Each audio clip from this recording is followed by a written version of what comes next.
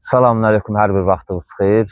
Berlində həbs olunan 15 xanımın azadlığı üçün etdiyimiz aksiyanın 5-ci günündəyik. Biz buradayıq.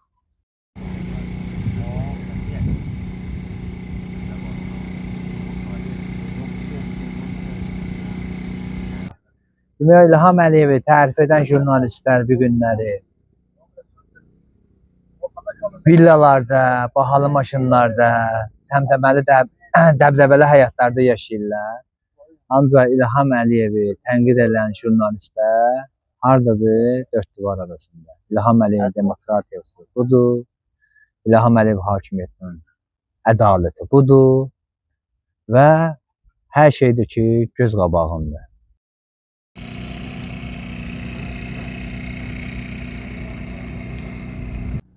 Bugün Azərbaycanda Targovada, mərkəzi küçədə sinəsini başı açanlara, yəni şort giyinən qızlara, heç də bilirlər, başı bağlı inanclı xanımları Azərbaycanda bu günləri həbs edirlər. Gör dünyanın harasıdır. Həqiqətən də ar olsun belə hakimiyyətə.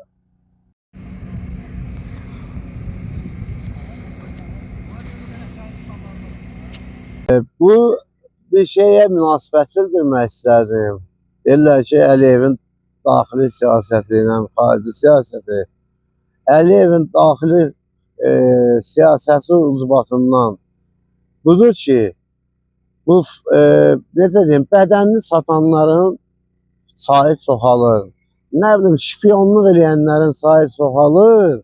Amma öz inancına görə durub İmam Hüseyin Eysanı paylayır xanımlar, bizim dəyərli bacılarımız, içlərindən biri onkoloji xəstədir. Ay Əliyev budur, sən ədalətin.